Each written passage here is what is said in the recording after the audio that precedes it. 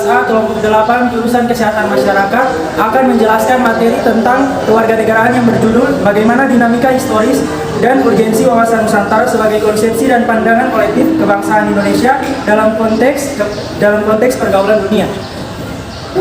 Assalamualaikum warahmatullahi wabarakatuh. Perkenalkan, nama saya Mutia Abdul Hamid. Pertama-tama saya akan membahas tentang wawasan Nusantara. Wawasan Nusantara merupakan wawasan nasional bangsa Indonesia. Wawasan nasional merupakan cara pandang bangsa terhadap diri dan lingkungan tempat hidup bangsa yang bersangkutan. Cara bangsa memandang diri dan lingkungannya tersebut sangat mempengaruhi keberlangsungan dan keberhasilan bangsa itu menuju tujuannya. Selanjutnya saya akan memasuki materi menelusuri konsep dan urgensi wawasan Nusantara. Sebelumnya kan sudah dikatakan bahwa wawasan Nusantara itu merupakan wawasan nasional bangsa Indonesia.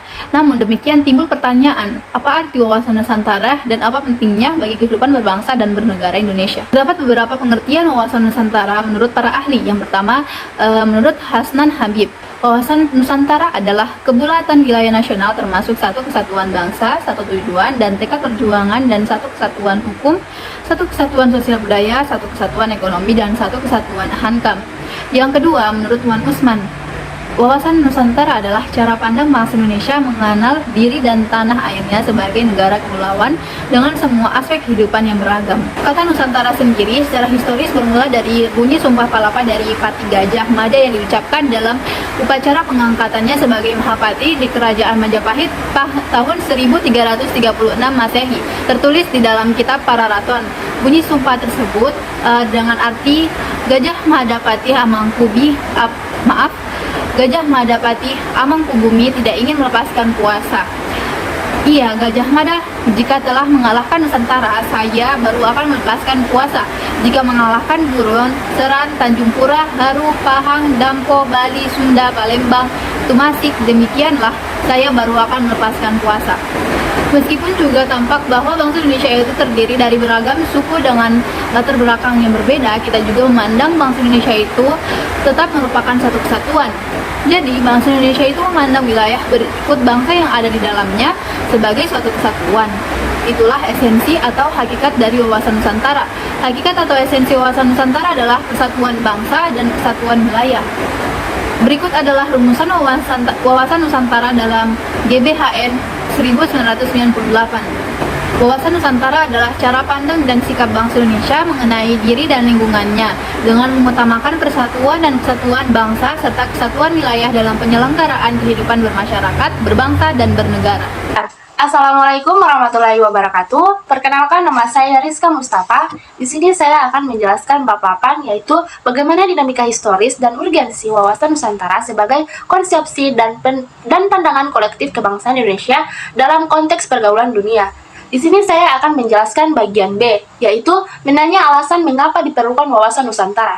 Sebelumnya, Anda telah mencari dan menemukan pengertian wawasan Nusantara, termaksud arti, pengertian, dan pengertian wawasan Nusantara dari berbagai sumber. Hal ini selanjutnya akan timbul pertanyaan, misalnya mengapa diperlukan wawasan Nusantara? Setiap bangsa mempunyai wawasan kebangsaan yang merupakan visi bangsa bersangkutan menuju ke masa depan. Kehidupan berbangsa dan suatu negara memerlukan konsep, cara pandang, atau wawasan kebangsaan yang bertujuan untuk menjamin kelangsungan kehidupan dan keuntungan bangsa dan wilayah serta jati diri bangsa itu. Bangsa yang dimaksud adalah bangsa yang bernegara, perkembangan pemikiran bangsa Indonesia mengenai wawasan yang akan dianut dalam kehidupan bernegara dapat diikuti dalam sejarah pergerakan kemerdekaan sejak tahun 1908, yaitu sejak kita sadar akan rasa kebangsaan. Inti dari wawasan nasional yang disebut wawasan Nusantara adalah tekad untuk bersatu yang didasarkan pada cita-cita dan tujuan nasional.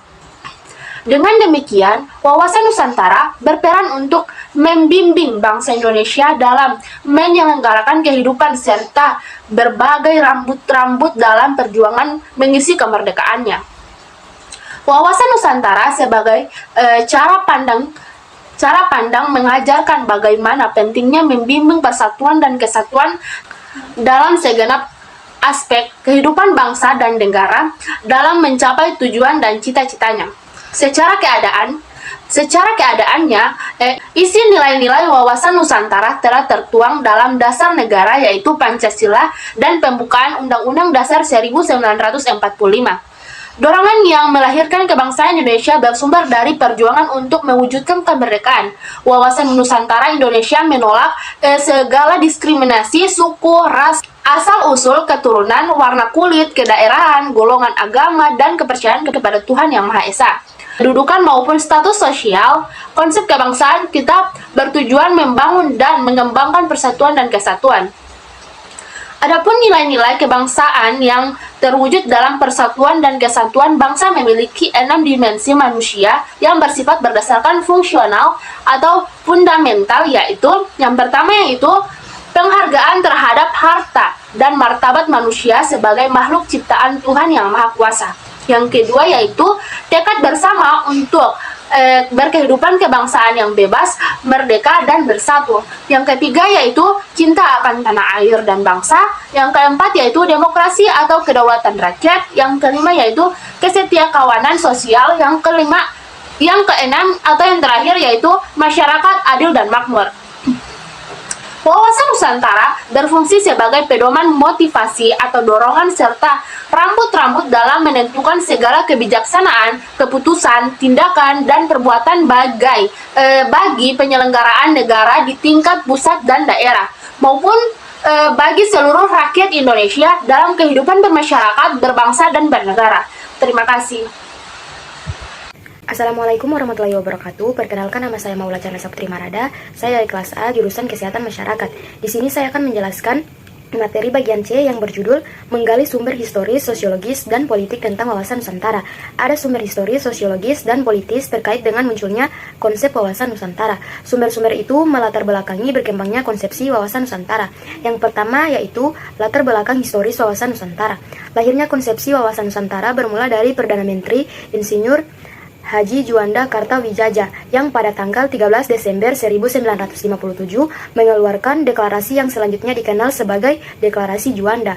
Isi pokok deklarasi ini adalah bahwa lebar laut teritorial Indonesia 12 mil yang dihitung dari garis yang menghubungkan pulau terluar Indonesia dengan garis teritorial yang baru, wilayah Indonesia menjadi satu kesatuan wilayah. Laut di antara pulau bukan lagi sebagai pemisah, karena tidak lagi laut bebas, tetapi sebagai penghubung pulau. Sebelum keluarnya Deklarasi Juanda, wilayah Indonesia didasarkan pada Teritorial G&M Maritim Ringen Ordonanti 1939 atau dikenal dengan nama Ordonasi 1939. Yang kedua yaitu latar belakang sosiologis wawasan Nusantara. Berdasarkan sejarah, wawasan Nusantara bermula dari wawasan kewilayahan. Ingat, Deklarasi Juanda tahun 1957 sebagai perubahan atas Ordonasi 1939 berintikan mewujudkan wilayah Indonesia sebagai satu kesatuan wilayah, tidak lagi terpisah-pisah. Sebagai konsepsi kewilayahan, bangsa Indonesia mengusahakan dan memandang wilayah sebagai satu kesatuan. Namun, seiring tuntutan dari perkembangan, konsepsi wawasan Nusantara mencakup pandangan akan kesatuan politik, ekonomi, sosial budaya, dan pertahanan keamanan, termasuk persatuan sebagai satu bangsa. Sebagaimana dalam rumusan GBHN 1998 dikatakan, wawasan Nusantara adalah cara pandang dan sikap bangsa Indonesia mengenai diri dan lingkungannya, dengan mengutamakan persatuan dan kesatuan bangsa serta kesatuan wilayah dalam penyelenggaraan kehidupan bermasyarakat, berbangsa, dan bernegara. Yang ketiga yaitu latar belakang politis wawasan Nusantara. Dari latar belakang sejarah dan kondisi sosiologis Indonesia sebagaimana telah dinyatakan di atas, Anda dapat memahami betapa perlunya wawasan Nusantara bagi bangsa Indonesia. Selanjutnya, secara politis, ada kepentingan nasional bagaimana agar wilayah yang utuh dan bangsa yang bersatu ini dapat dikembangkan, dilestarikan, dan dipertahankan secara terus-menerus.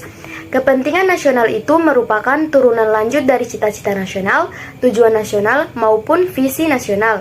Cita-cita nasional bangsa Indonesia sebagaimana tertuang dalam pembukaan Undang-Undang Dasar 1945 alinea kedua adalah untuk mewujudkan negara Indonesia yang merdeka, bersatu, berdaulat, adil, dan makmur. Sedangkan tujuan nasional Indonesia sebagaimana tertuang dalam pembukaan Undang-Undang Dasar 1945 alinea keempat, salah satunya adalah melindungi segenap bangsa Indonesia dan seluruh tumpah darah Indonesia. Visi Nasional Indonesia menurut ketetapan MPR nomor 7 MPR 2001 tentang visi Indonesia, masa depan adalah terwujudnya masyarakat Indonesia yang religius, manusiawi, bersatu, demokratis, adil, sejahtera, maju, mandiri, serta baik dan bersih dalam penyelenggaraan negara. Wawasan Nusantara yang bermula dari Deklarasi Juanda 1957 selanjutnya dijadikan konsep politik kenegaraan. Rumusan Wawasan Nusantara dimasukkan dalam naskah garis besar haluan negara atau GBHN sebagai hasil ketetapan MPR mulai tahun 1973, 1978, 1983, 1988, 1993, dan 1998. Setelah GBHN tidak berlaku dibebaskan, MPR tidak lagi diberi kewenangan menetapkan GBHN. Konsepsi wawasan Nusantara dimasukkan pada rumusan pasal 25A Undang-Undang Dasar Negara Republik Indonesia 1945 hasil perubahan keempat tahun 2002. Assalamualaikum warahmatullahi wabarakatuh. Perkenalkan, nama saya Winarati Ismail dari kelas A jurusan Kesehatan Masyarakat. Saya di sini akan menjelaskan materi bagian D tentang membangun argumen tentang dinamika dan tantangan wawasan Nusantara. Baik, dengan adanya konsepsi wawasan Nusantara, wilayah Indonesia menjadi sangat luas dengan beragam isi flora, fauna, serta penduduk yang mendiami wilayah itu. Namun demikian, konsepsi wawasan Nusantara juga mengajak seluruh warga Indonesia untuk memandang keluasan wilayah dan keragaman yang ada di dalamnya sebagai satu kesatuan. Kehidupan politik, ekonomi, dan sosial budaya, pertahanan dan keamanan dalam kehidupan bernegara merupakan satu kesatuan. Luas wilayah Indonesia tentu memberikan tantangan bagi bangsa Indonesia untuk mengelolanya. Hal ini dikarenakan luas wilayah memunculkan potensi, ancaman, dan sebaliknya memiliki potensi keunggulan dan kemanfaatan. Anda secara berkelompok telah mengidentifikasi potensi positif dan negatif dari suatu wilayah Indonesia yang berciri Nusantara. Potensi positif yang tentu saja harus digali, diolah, didayagunakan, dan dimanfaatkan sebesar-besarnya untuk kemakmuran rakyat. Misalnya, Kabupaten Simalungun merupakan salah satu daerah di Sumatera Utara yang memiliki cukup banyak potensi panas bumi yang bisa dimanfaatkan sebagai tenaga listrik. Sedangkan potensi negatif harus diantisipasi, ditanggulangi, dan dijaga agar tidak merusak atau mengganggu kelangsungan hidup masyarakat. Misalnya, daerah Klaten dan Magelang yang rawan dari ancaman letusan Gunung Merapi. Wawasan Nusantara telah menjadi landasan fasional bagi bangsa Indonesia guna memperkokoh kesatuan wilayah dan persatuan bangsa. Upaya memperkokoh kesatuan wilayah dan persatuan bangsa akan terus-menerus dilakukan. Hal ini dikarenakan visi tersebut diharapkan pada dinamika kehidupan yang selalu berkembang dan tantangan yang berbeda sesuai dengan perubahan zaman. Dinamika yang berkembang itu misalnya, jika ada masa lalu penguasaan wilayah dilakukan dengan penduduk militer, maka sekarang ini lebih ditekankan pada upaya perlindungan dan pelestarian alam di wilayah tersebut. Tantangan yang berubah, misalnya adanya perubahan dari kejahatan konvensional menjadi kejahatan di dunia maya. Baiklah, perkenalkan, nama saya Muhammad Asik Zakaria. Saya akan melanjutkan materi tentang mendeskripsikan esensi dan urgensi wawasan Nusantara. Jadi sebelumnya kita ketahui bahwa wilayah Indonesia itu terpecah-pecah sebagai akibat dari aturan hukum kolonial Belanda, yakni yakni Ordo 1939. Baru setelah adanya Deklarasi Juanda tanggal 13 Desember 1957, wilayah Indonesia barulah merupakan satu kesatuan di mana laut tidak lagi merupakan pemisahan tetapi sebagai penghubung. Wilayah Indonesia sebagai satu kesatuan memiliki aneka ragam keunikan, yaitu antara lain yang pertama bercirikan negara kepulauan dengan jumlah 17.508 pulau. Terus yang kedua, luas wilayahnya itu 5.192 juta kilometer dengan perincian daratan seluas 2.027 juta kilometer. Terus dan laut itu seluas 3.166 juta kilometer. Negara kita sendiri juga terdiri dari 2/3 lautan atau kepulauan atau perairan. Terus jarak utara selatan juga itu sekitar 188 km dan jarak timur barat itu 5.110 km. Kemudian terletak di antara dua benua dan dua samudra atau yang dinamakan dengan posisi laut.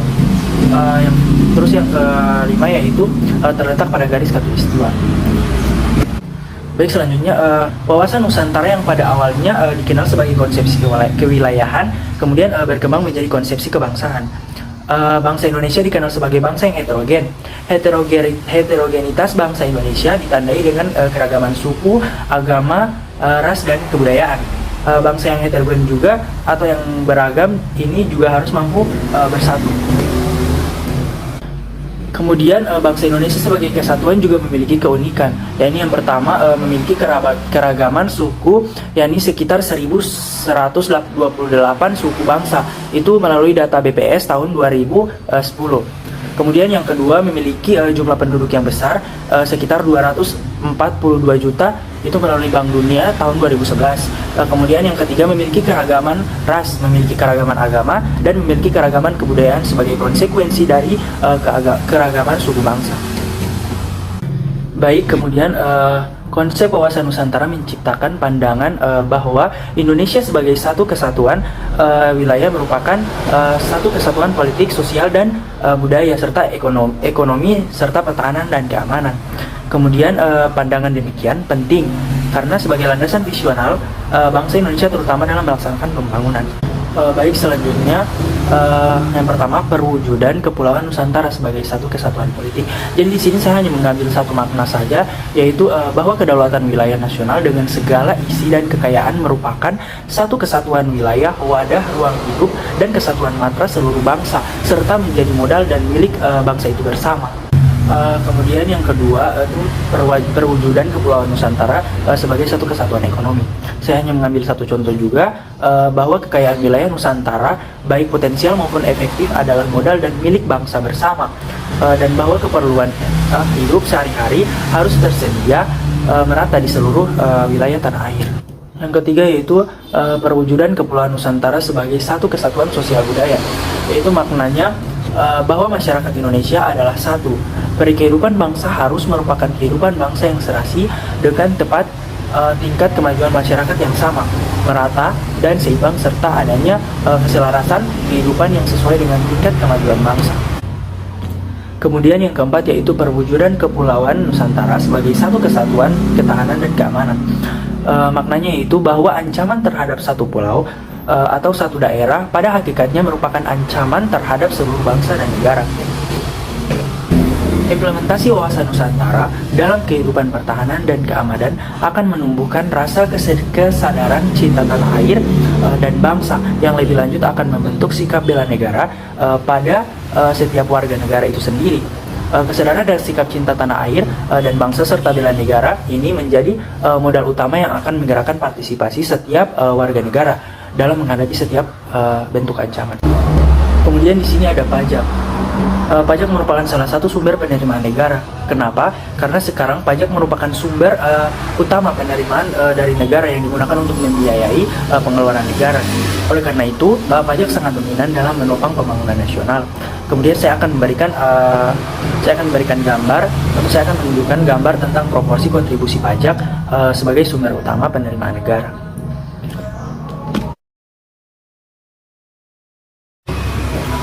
Berdasarkan data tersebut, pajak merupakan sumber pembiayaan utama dan terbesar untuk mendanai semua pengeluaran negara termasuk pembangunan.